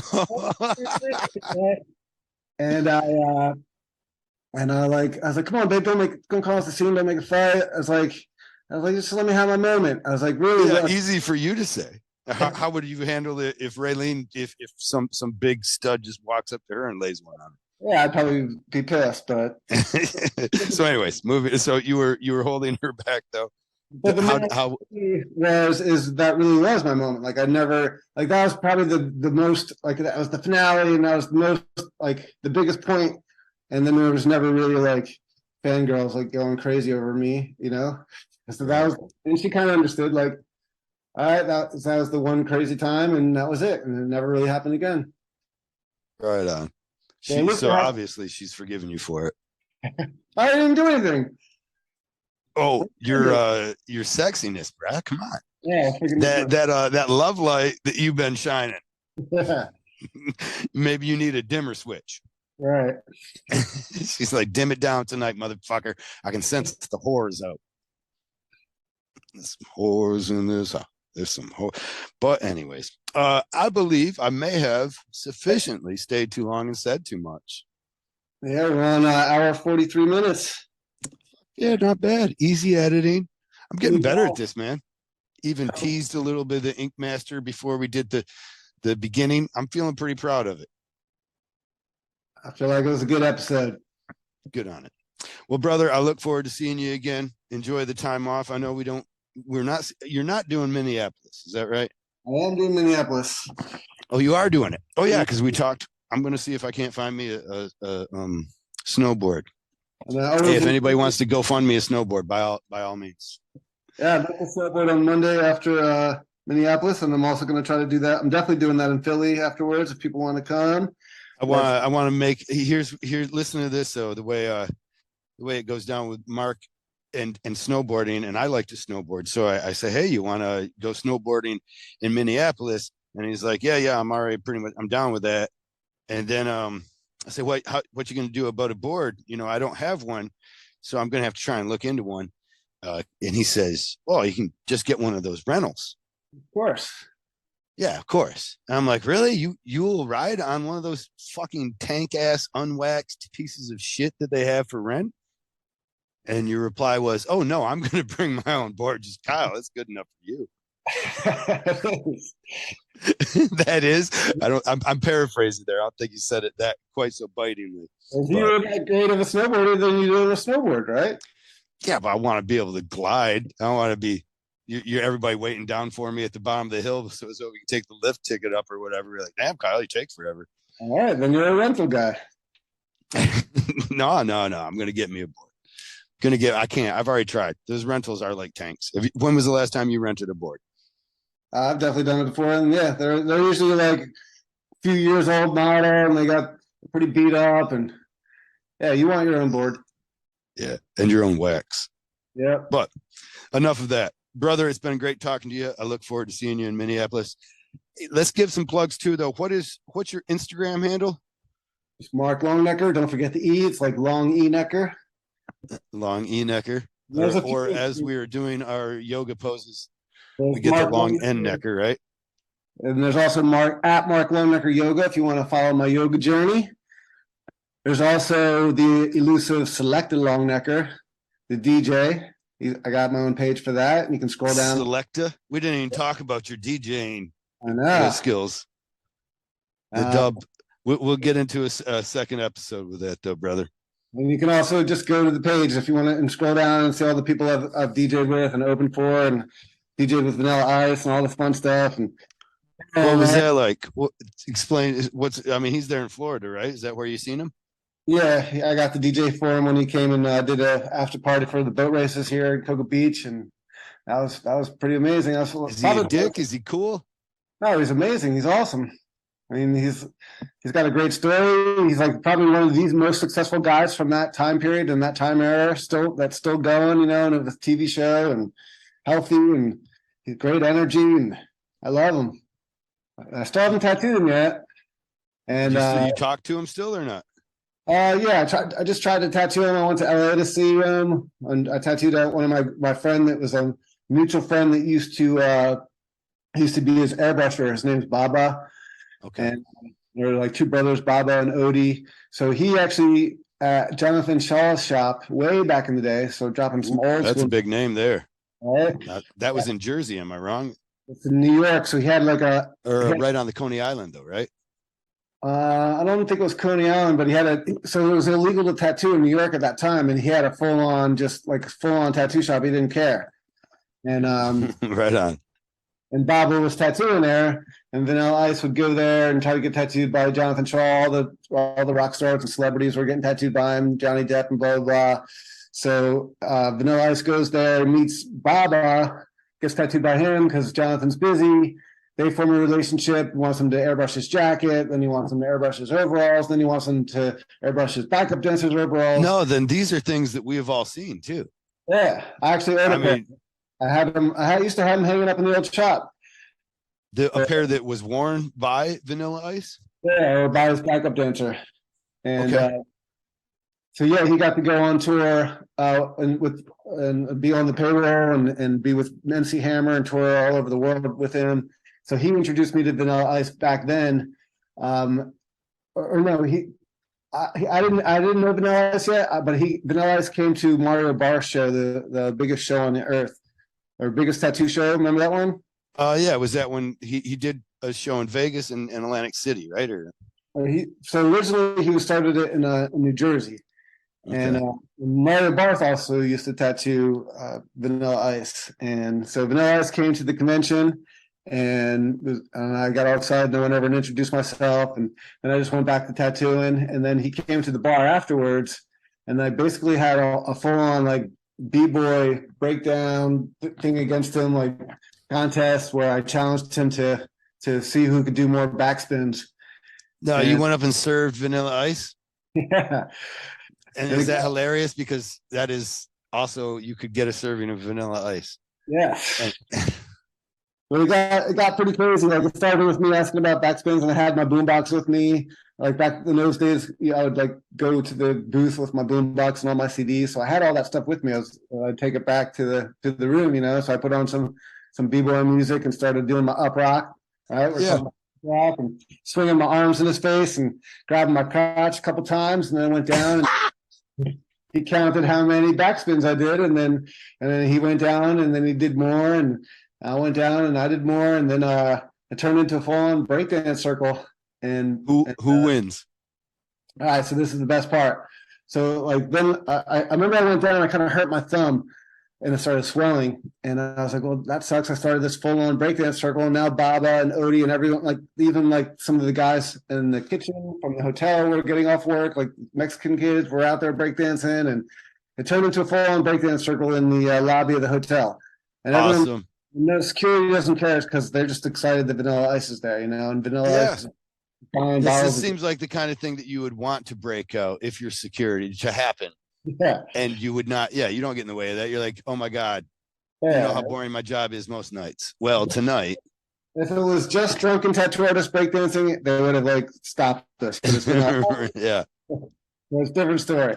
So I'm thinking to myself, I was like, what else do I got? What other move can I do that I don't have to use my thumb? My thumb's like swelling, and I'm probably at that point where I have the Cheshire Cat smile. I'm really not feeling any pain. And I say to him, hey, what about the suicide flip? I was like, you remember that move? He's like, yeah, I don't think we should do it. Especially we've been drinking too much, and it's a dangerous move. And I was like, whatever. This is like the Blades of Glory move, then, right? Where they cut the guy's head off in the spin. Anyways, what kind of suicide flip? It doesn't say, it sounds dangerous. Yeah, so you kick your leg out in front of you, you kick it up, and then you use that momentum as you're swinging it back to flip all the way over. There's different ways you can land in like a breakdance position, or a splits position, kind of a lot of times. Or you land on your back and actually take and absorb the fall, like look like you smashed your back. Which takes a lot of skill and timing, though. Yeah, it's like a judo throw, like where you can land right in, like you got to be able to take it, or you're gonna hurt your back. And if you're drunk, you could really mess that one up. Okay, I'll go on. Suicide flip. I do it, and I try to do the one where you really impress somebody to look like you hurt yourself, but not hurt yourself. But I did hurt myself, and I smashed my back really bad, and everyone knew it. And I had like a punk rock belt with the studs, and that all smashed into my back, my chain wallet, all that stuff back in the day, and he's like, "Are you okay? You don't get up too fast." And he's really worried. And concerned, and then one of the photographers runs over. She's a hot photographer that used to shoot for Casey back in the day, Michelle Osborne. Okay. She's beautiful, and she's like, Mark, that was great, but I didn't get it on the camera. Can you do it again? He's like, please don't do it again. And like, I'm thinking I can barely get up, but then I'm visualizing I'm on the cover of this tattoo magazine, like mid flip in the air, and Vanilla Ice is like standing next to me, like I got to do it again. So I do it again, and same results, and I hurt my back just a little bit even more. It's like a really dramatic fall. It was really loud, and you fuck it up even worse this time. Yeah, I'm just smashing the hell out of my back, and right. Then I'm like, did you get the picture? And she's like, I don't know, maybe we should do it one more time. And he's like, please don't do it again. And I do it again, and I now I'm like, everyone's really concerned that I'm just like going to be in the hospital, or I'm going to be paralyzed. Is this on a Friday, or Thursday, or Saturday, or Sunday? This is the first day of tattooing, so it's Friday night. So you got to work tomorrow too, broken back and all. And so now it's like a scene out of Fight Club, right? Remember that scene where he's like just beating himself up to the point where the owner of the place like gives up and says, "Okay, stop beating yourself up. You guys can fight here." Do you remember that scene? Yeah. Yes. It's like the same thing. I kind of like look up at him, and he's like, "Just stop, Mark. Just stop with this nonsense. It's suicide flip. You're going to be in the hospital." I was like, "I'll stop as soon as you say that I won and I beat you in this b-boy contest." He's like, "Yeah, sure." Yes. And I was like, "Everyone heard that, right? I won, right?" And everyone's cheering for me and laughing. And Mercy won against Rob Van Winkle. Exactly. So I go back to my room, and I wake up and I tell my buddy who's tattooing in the booth with me, who went to bed early. I'm like, bro, you messed the best night ever. And he's like, what's the matter with you? And I'm like walking around like a hunchback, and I'm Right. black and blue, and I got swollen thumb. And I was like, no, it's great. It was the best night ever. And then he's like, yeah, right. That's crazy. I can't believe I missed all that. And as soon as we walk into the convention, immediately, yeah, Longenecker, I heard about you beating Vanilla Ice in the B-boy contest at the hotel. The whole convention knew about it, and it was sick. It was worth it then or not? Yeah, of course it was worth it. Like one time. How was your thumb? You had to tattoo. How was your back end thumb? I got myself through it. It was bad. It was swollen and black and blue, but I did it, and it was worth it. Adapt and overcome, huh? Uh-huh. Love it. That was my first of many interactions with Vanilla Ice. He's awesome. But you still haven't got a chance to tattoo him yet, huh? I still haven't tattooed him. Yeah, it's on my bucket list. And I look forward to hearing about when you do. Yeah. We got to have more stories, I guess. You got more stories of Vanilla Ice then too. Yeah, of course. Is that the craziest one? Who have you met down there in Florida as well? Like surfing on the waves. You ever met anybody out there? Brad Pitt come out. It's like, oh, we're doing some surfing out here. I ran into Kelly Slater here in Cocoa Beach. She's best surfer. No. Wait a second. Are you talking about the greatest athlete that's ever lived, Kelly Slater? Yep, I'm talking about 13-time world champion Kelly Slater. Kelly Slater. I actually know nothing about Kelly Slater. I only know that you you have a man crush of sorts on him. He was painted. You painted him on your old shop. Am I wrong? Yeah, he's on the new shop too. We transferred the painting over. I was just securing it for the hurricane this morning. The painting? Yeah, painted him many times. Awesome. Is this one he's drinking the Fosters as well? Yeah. He paddled out, and after he won in Australia, he paddled out with a celebratory Foster's can in his mouth as he's paddling, and then he paddles for a barrel, and then you don't see him. He's deep in the barrel. As he comes out of the barrel, he's slamming it. So that's a famous picture of him slamming it. And that may be one of the greatest. That is why he's the greatest athlete, because somehow he was able to fit a Foster's can in his mouth. Well, yeah, I guess he was biting onto the top of it or something. Yeah, and he duck dived all his way out there. Yeah, it's crazy. That is crazy. It was just like he just did it as a celebratory. Like, I'm gonna slam this one beer, and probably that was the only beer. I don't know. Right, but then he got the barrel too. Yeah, he's comes out of it slamming the beer.